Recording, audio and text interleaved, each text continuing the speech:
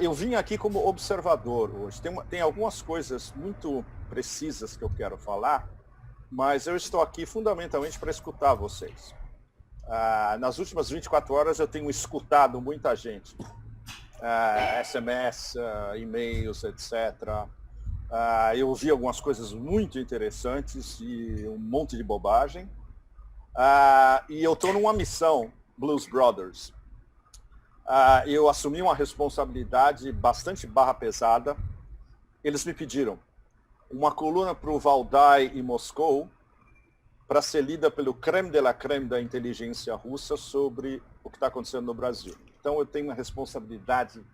Eu prometi que eu ia escrever isso segunda. Então eu estou desde ontem. Vou ouvir vocês hoje, espero conversar com as pessoas no fim de semana, para segunda-feira eu tentar pelo menos montar um painel aproximado dessa demência, e isso vai ser lido por quem conta. Então isso é muito importante, o que vocês vão me falar é muito importante. Antes que o Vior fale, eu queria que ele comentasse algo que eu achei extraordinário. Eu acompanhei o Lula em tempo real. Você viu, Vior, que antes daquele proustiano, a gente chama roll call em inglês, a lista, né? A lista de agradecimentos. Você viu os dois primeiros nomes, né? Fernandes e Bergoglio. Eu fiquei muito impressionado com isso. Eu quero muito saber a sua análise. Muito bem. Piero, claro, você é o mestre. Então você vai me dar elementos para eu poder passar para os Siloviki e para a inteligência russa o que está realmente rolando. Muito bem. Obrigado a vocês todos. Tá? Por favor. Então, primeira pergunta. Piero, em 1 minuto, o que aconteceu essa semana? É difícil.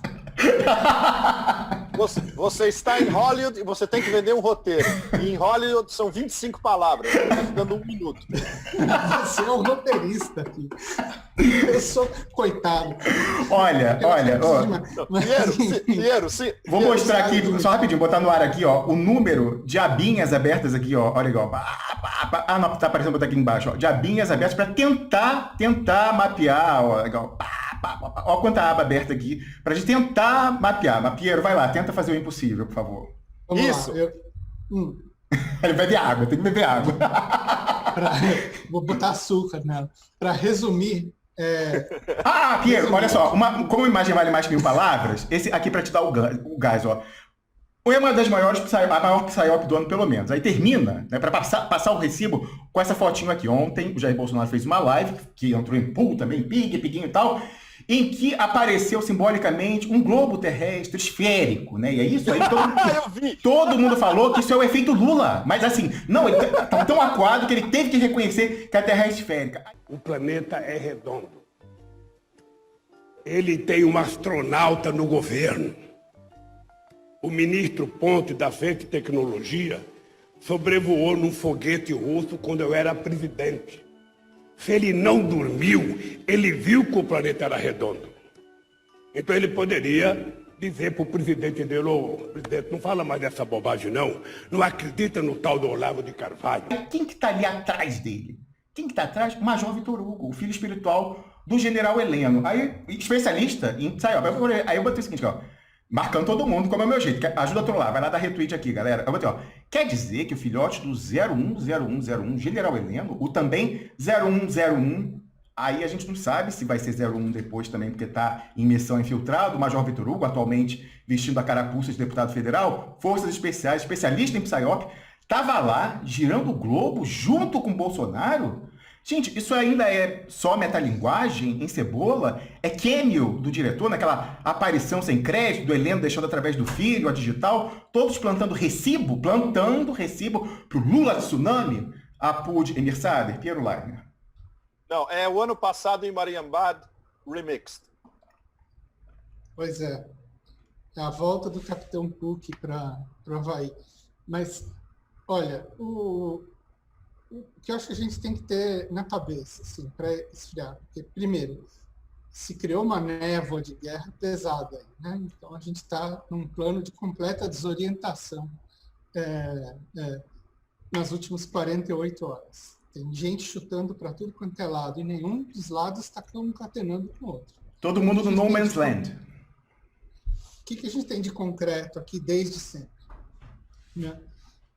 Desde sempre a gente tem de concreto uma emulação de divisão entre poder judiciário e militares no Brasil. Se vocês se lembram bem, desde o segundo mês do governo Bolsonaro, essa foi aliás, até antes, começou com 4 jipes e um jipe e 4 soldados e tal. Depois General Heleno contra o STF, sempre foi isso, sempre. Então essa é a primeira coisa que a gente tem que ter na cabeça. O que aconteceu com essa emulação, né? Depois dessa semana? Você teve um reforço de feedback aí. Piero, só uma observação para deixar isso muito concreto. O que mostra o grau de simulação? Quem é o anti-Bolsonaro máximo no judiciário? Luiz Roberto Barroso, por causa da questão de comportamentos e tal.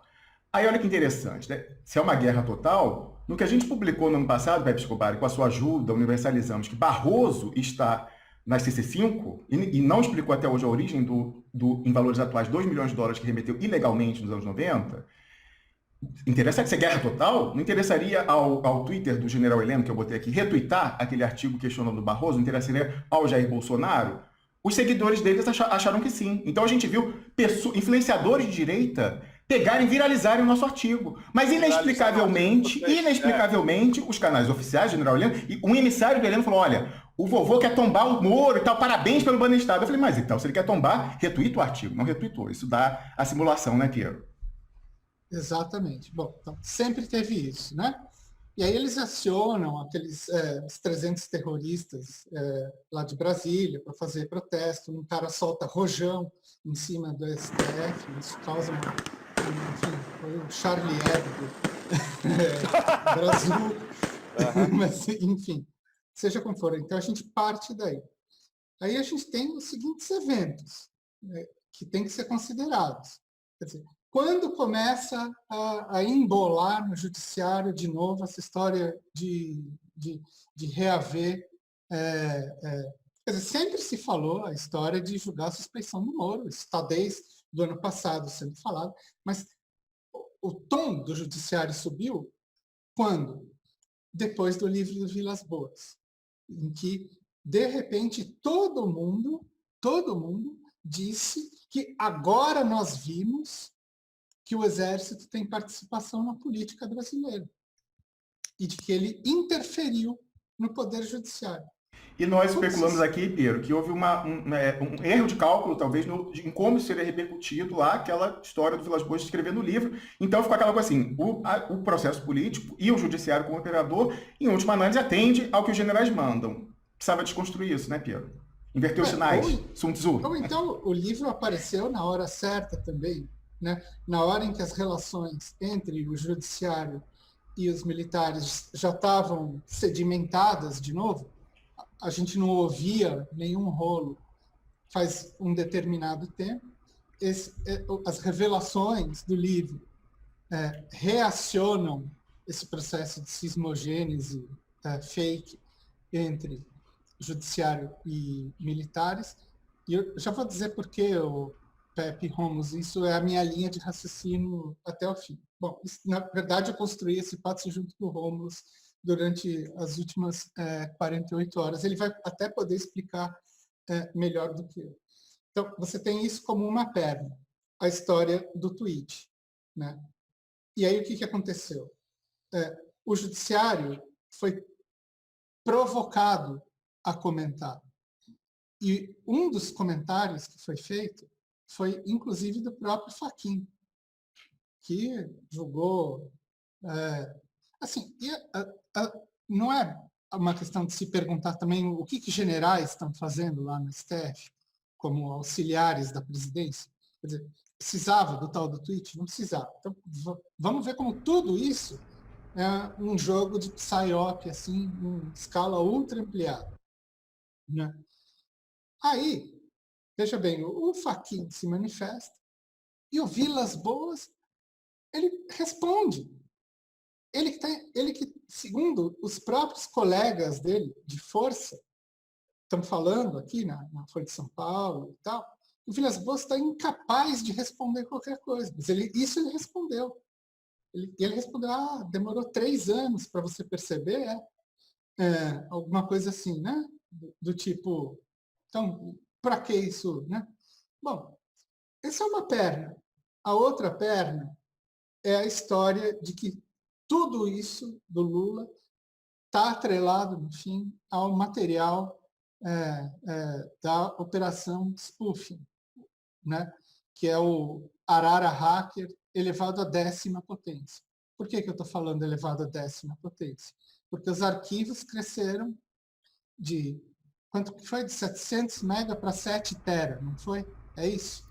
Não existe, 700 inclusive... giga para 7 tera. Algumas das abinhas que eu estou aqui, se der tempo, são informações velhas, mas interessantes, um novo enfoque mostrando, né, como isso é aquela história de esquentamento, lavagem de grampo. Nunca antes na história desse país, nunca na história da humanidade, teve um esquentamento de grampo clandestino, como nesse caso da Operação Spoofing, Piero Leiner. Exatamente. Então, assim, isso é uma coisa a ser pensada. Por quê? Porque quem deflagrou essa operação foi o Moro. E ele sabia muito bem que quando a Polícia Federal pegasse isso como alguma prova, ela ia estar esquentando a prova. Se ele tivesse deixado quieto, o que poderia acontecer? Mas ele próprio aciona a coisa. Mas depois, talvez ele não soubesse até onde isso ia, por quê? Porque ele manda destruir. E aí, no que ele manda destruir, a STF fala, não, tá esquentado, tá bom demais, como destruir, o quê? Mas eu acho que ele só manda destruir bem entre aspas, viu, Romulo? Porque ele sabia muito bem que alguém podia atravessar essa ordem. Então, o que eu acho, assim... Né, olha, para dar a concretude de que houve um esquentamento de monitoramento de autoridades, há registro na imprensa de como que o pessoal começou a desconfiar da história do Arara Hacker. O Sérgio Moro liga para ministro do STF e liga para o Rodrigo Maia, então presidente da Câmara, e fala o seguinte, olha, você tá aí também, os caras pegaram o teu Telegram. E bota também, pegaram o Telegram do Lula. Aí eu entrei em contato com o Cristiano Zanin, advogado do Lula, falei, peraí, todo mundo fala que o Lula mal usa celular, que não tem smartphone, como é que pegou o Telegram do Lula? Aí o Zanin confirmou para mim, eu botei isso no Twitter, o print, falou assim, não, o Lula não tem Telegram, que foi a mesma coisa que o Rodrigo Maia falou. Essa história tá esquisita, eu não tenho Telegram, como é que o cara pegou meu Telegram? O quê? Pegaram todo o resto, tudo que tinha no celular do Rodrigo Maia estava aberto, do Lula, de quem quer que seja, e vieram com essa história. O Arara Hacker abriu e tal, então esse é o papel passado de como se foi um esquentamento de grampos clandestinos, Piero. Mas o que eu supus? Quer dizer, é óbvio que eu não tenho como afirmar isso, mas o meu palpite é que o Moro foi forçado a fazer a operação spoofing para justamente ampliar o capital da dossiêcracia, né? Quer dizer, até ali você tinha um estoque mais ou menos represado de informações que estavam sendo usadas, mas sempre quando você vem com mais coisas, você é mais persuasivo, né? Sim, porque essa questão do esquentamento é importante porque as pessoas entenderem o marco da dossiêcracia transnacional. Uma coisa é o dossiê clandestino, que é usado para inteligência no primeiro momento, e para chantagem clandestina numa segunda. Outra coisa é quando você esquenta isso, entra no processo, e aí passa a poder ser operado publicamente na perna aparente da operação em pinça, lá da abordagem direta. É o judiciário que então é processo, é condenação, como a gente está vendo essa semana aqui.